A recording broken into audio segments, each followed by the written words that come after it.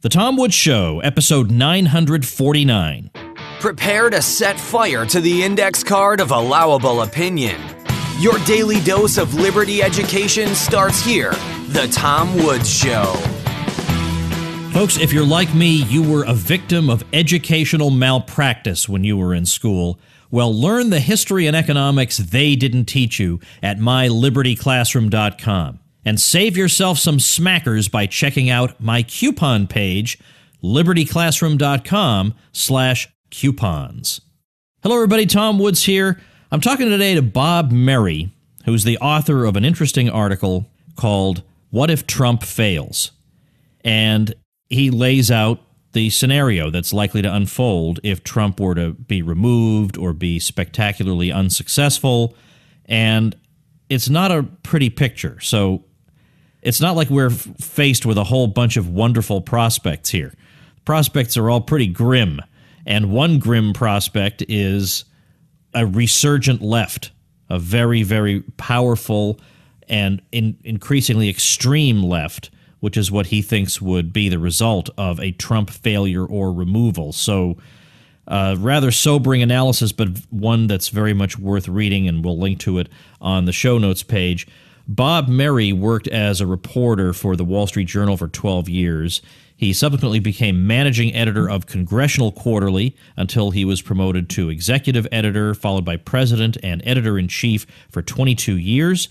In 2011, he became editor of The National Interest, and he is now the editor of the American Conservative magazine. Later this year, 2017, his next book will be released by Simon & Schuster. It's President McKinley, Architect of the American Century. Bob, welcome to the show. Thank you very much. It's a pleasure to be with you. This article of yours, I meant to read it, and then Paul Gottfried said I had to read it, and I did, and I agree with 99.9% of it, and I just want to discuss it with you. There are some people who are extremely anti-Trump, who are libertarians or who are more generally left liberals, and particularly the left liberals would love nothing more than to see him out of office. But there are also the never-Trumpers out there on the conservative right, in the conservative movement, who I suspect would rather like to see him go as well, because they think, well, we would get a fairly conventional right-of-center GOP guy, Mike Pence, and he would steer the ship of state to the right way. But you see it quite differently. If we got rid of Trump, it wouldn't be that we'd now have a nice, calm Mike Pence running the show. Instead, the left would have gained a tremendous momentum, more than it's had in a long time. So let's hear your case for that. Well, first of all, I don't think we're in calm waters. I think the country is in very roiled waters, and I think the reason for that is that the old status quo has essentially crumbled, and Trump's election reflects that. So if you sort of look ahead and say, well, if Trump falters, we're not going back to the status quo. The country has basically moved itself beyond that. And so what's going to happen? I have in this piece, I think, 6 propositions that sort of add up to the likelihood that if Trump falters, the greatest possibility will be a highly liberal, probably socialistic, European-style democratic socialism from our Democratic Party will prevail. And I don't want that, and most of your listeners, I'm sure, don't want that, but I think that's a very strong possibility. Well, before we go into your different points, I want to ask you something that I asked Paul. It seems that although the Democrats would love to talk a good game about getting rid of Trump just to keep him off balance, in a way he's a boon to them. I mean, MSNBC, for example, is flourishing like never before. I am sure that donations to left liberal causes are exploding, and the Democrats, despite their narrow defeats in some elections this year, I think are still in a fairly strong position because they can keep people agitated about how terrible Trump is, whereas Pence is such a bore. That's what I meant by calm. I meant if you had Pence in charge, it would be conventional politics again. Why would the Democrats want conventional politics? They want Trump to keep their base agitated. Why would they want to take him out? Well, they want to take him out because they want to take out any Republican. They particularly find him odious, largely because he's moving the country in directions, in some ways, or at least trying to, not very effectively in my view, in directions and areas that they just can't abide. This speech in Poland, in Warsaw, where he talked about Western civilization, I mean, I've never seen anything like this, where the West actually rose up in many instances. Jim Fallows at the Atlantic, Peter Beinart at the Atlantic, and essentially decried any mention of Western civilization or our civilization or the West. That's amazing development in American politics. And Trump is the first president in a long time who stood up and talked about the West. So they want to get rid of him. And they feel that if they do get rid of him, they will be in a position to pick up the marbles. And my piece suggests that, yes, indeed, there will be an opportunity for them to pick up the marbles because of how presidential politics works. You know, this is not a sophisticated form of communication. This our system of selecting our leaders. Every 4 years, we go to the polls, and preparatory to that, the politicians stand up. It's kind of a communication of ducks and drakes, and it goes back and forth. A politician says something, he tries to assess what the response is. If the response is favorable, he goes in that direction. If not, he tries something else. And ultimately, the American people have developed a comfort level with that system. And if the current president or the current presidential party, if the president isn't on the ballot, has faltered, has failed, has let down the American people, they turn to the alternative. And that means that we go back in our two-party system between the Republicans and the Democrats. And when the Democrats fail, as Obama did in his second term, I think he succeeded mildly in his first term, and he failed mildly in his second term. They turn to the Republicans. And when the Republicans fail, as they did in George W. Bush's second term, they turn to the Democrats. And that's what we're likely to see if Trump fails. I'm not predicting it, but I'm not seeing a lot of evidence that he's going to be able to put this together. You mentioned the speech in Poland. I found that extremely interesting because it seems like just yesterday that everybody understood that references to faith and family and maybe even Western civilization are just platitudes that can be found in any politician's speech. So it's so interesting that our culture has moved so far to the left that even when you make almost throwaway references occasionally to these things, this is interpreted as sinister signaling to your alt-right buddies. It's bizarre. It's the dog whistle thesis. Just crazy. That you basically are in favor of some kind of white supremacy. So let me ask you then, I can see the thesis that the Democrats, could have a lot of momentum. Let's say if there were no Trump left, or if Trump was a big failure. But what's to stop them from nominating a Hillary Clinton clone, and that we would just get more basically corporate left liberalism for a while? What makes you think, and because I think from your column, you're kind of suggesting maybe the Bernie Sanders wing in particular would be energized by this. Why is that the case? Well, the party elites would want nothing more than to get some kind of a Hillary Clinton type person in there. That's what they'll try to do, just as they did with Hillary Clinton when they basically tilted the playing field. But what I'm saying in this piece, and what I believe, is that the country is really in an unsettled situation. And it's unsettled because both the domestic political status quo and the international geopolitical status quo have both begun to crumble. In fact, they're in progressive crumbling right now. And the politicians are always the last people to get this because they are so invested in the status quo. They can't get it. They can't see it. They refuse to see it. But the American people see it.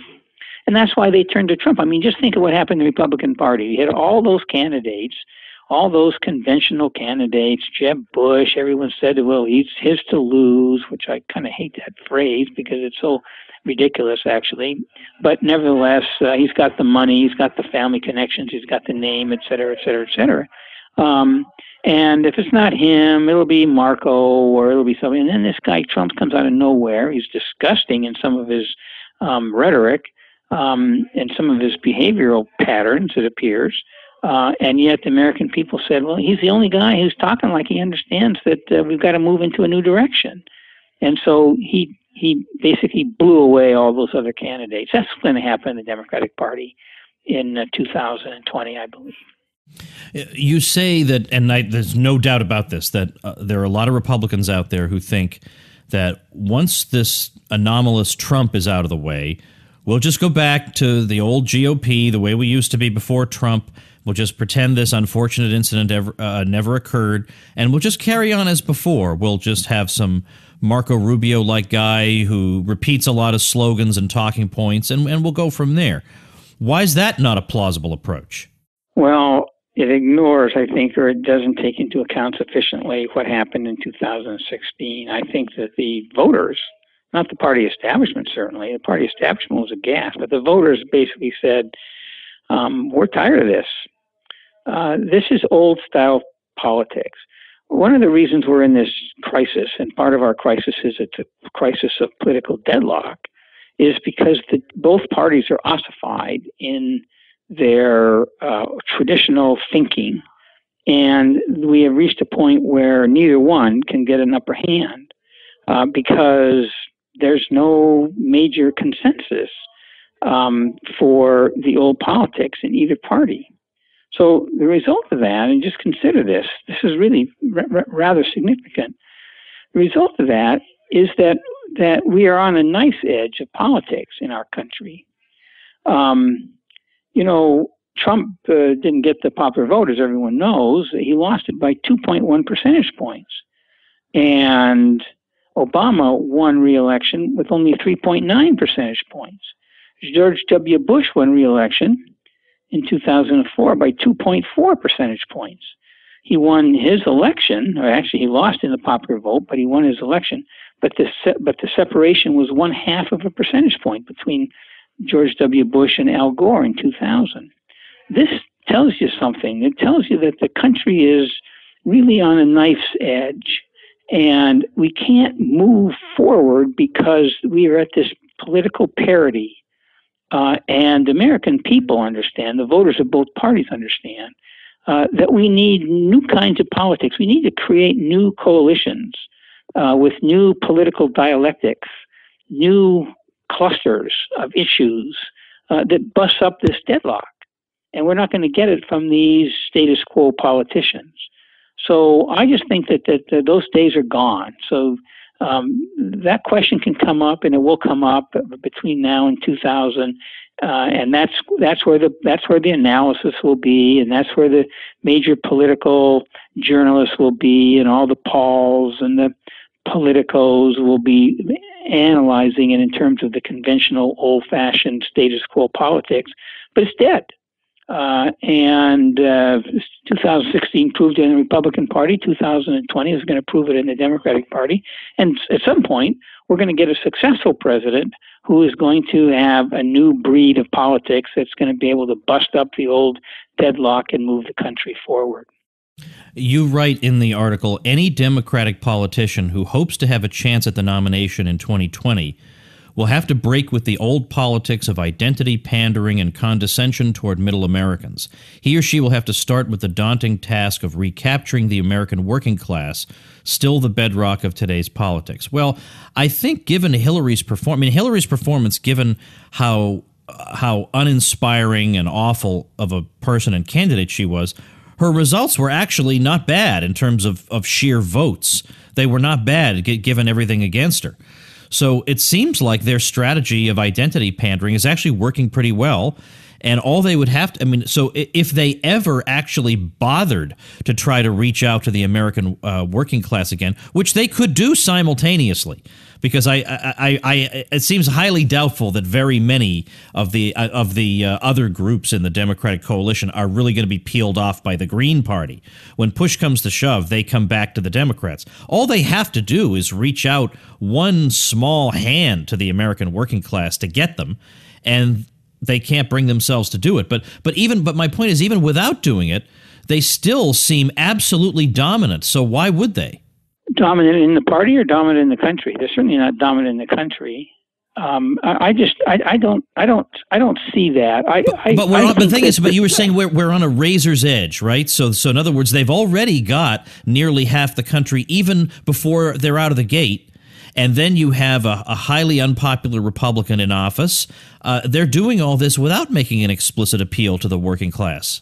Well, I think that's a static analysis. It sort of says that you can lock in what Hillary got in 2016 and build from there. And what I'm saying is that the country is in a state of political flux, and that isn't going to happen. But the other factor is that the identity politics constituencies of the Democratic Party are going to make it very, very difficult for the Democratic candidate using the old status quo politics just to attempt to meld or graft some kind of outreach to the white working class upon the identity politics, because those constituencies of identity politics have become very riled up, and they don't want to hear it. There's a lot of anti-white sentiment among those people.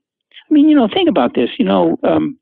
Jesse Jackson, you think about the Rainbow Coalition. Remember when he ran in 1964 and 1968, talked about the Rainbow Coalition. I covered him a little bit. I was a political reporter for the Wall Street Journal. Do you mean 1984 and 88? Oh, did I say 64? Yeah. I get confused on decades because I've been around so long. But 84 and 88, and so think about this coalition that he's talking about. It didn't really raise many eyebrows, but it's very significant. It included blacks, browns, yellows, reds, and women. So the Rainbow Coalition is basically everybody in America except for one group, white men. And who cared? I mean, white men didn't seem like they had to worry about it very much. They didn't see it as a threat. But by 2016, these white men, especially if they're in the working class or sort of middle class, saw themselves as extremely beleaguered, and they were. And they understood what this was all about. So I don't think the Democratic Party that's going to be a Democratic Party that's going to be based on the old constituencies, identity politics, is going to get very far in the primaries in 2020, and if they try it, it's going to be increasingly difficult for them. But I still believe that presidential politics are essentially based on referendums, which is a product of the performance of the incumbent or the incumbent party. And so, if Trump falters and fails, I think the Democratic Party will win whatever it puts together. What does success look like for Trump?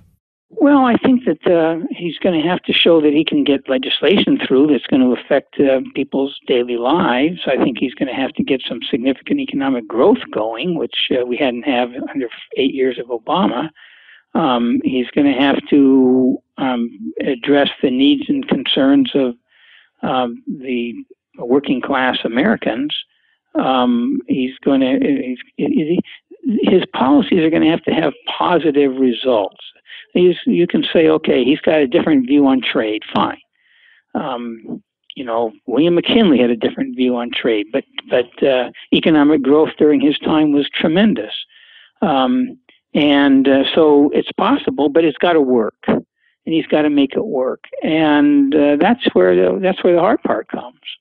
Obama never really quite made it work. He made it work maybe to some mild extent in his first term. Same with George W. Bush. The problems of the Bush presidency the chickens carrying those problems hadn't come home to roost by the time he faced the voters for re-election in 2004, but they came home to roost big time by 2008. And so there was no Republican that was going to beat any Democrat in 2008 because that term was such a disaster. What do you think Trump's prospects of success are? I mean, you say in your article that he looks to be headed for failure, but there are other cases of presidents who turn things around. Obviously, we all know he's saddled by these Russia investigations, and he's got people in his own party who aren't super thrilled with him. We see these headlines on Drudge about Pence, who looks like he's trying to get his own ducks in a row. He's got all kinds of problems, and then he has self-inflicted problems. What do you think he would need to do? What would be a sign to you that he's getting serious and things are going to change? Well, I think the first thing is you'd have to see a significant ending of some of the self-inflicted wounds. I think that the tweets that he puts out, many of them are not helpful to him at all. He's going to have to stop doing that. He's going to have to continue to do like what he did during his Warsaw speech, where he talks in very broad and very eloquent terms on very major matters that are facing the country. And he'll take a lot of heat for it, but I don't think that's going to hurt him at all. But more than that, he's going to have to get a handle on the government, which he doesn't have right now.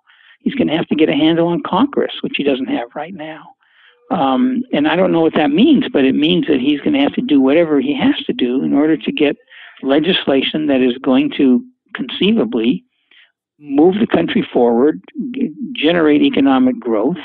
And then I also think he's going to have to move the country away from some of the trajectories we're on right now that are leading to increasingly turbulent times in foreign policy. And he wants to establish a closer relationship with Russia. I endorse that. I think he should.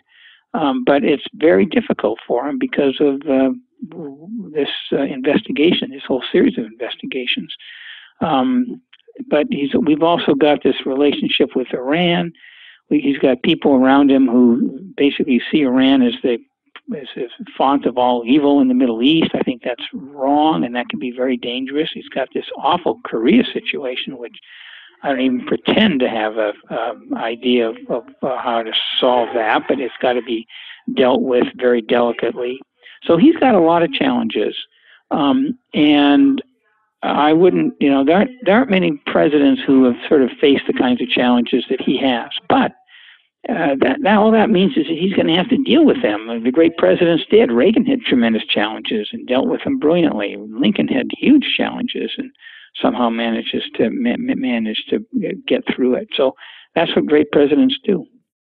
Well, I guess time will tell what's going to happen, but it's pretty rough. I mean, the media, the thing is, the whole thing with the media, it's true that he really does rally his base when he fights back against them.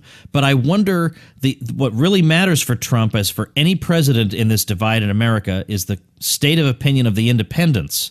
And I'm not so sure how independent voters feel about such a confrontational president with the media. I mean, to me, that's his best quality, but I'm not the typical independent voter, so to speak.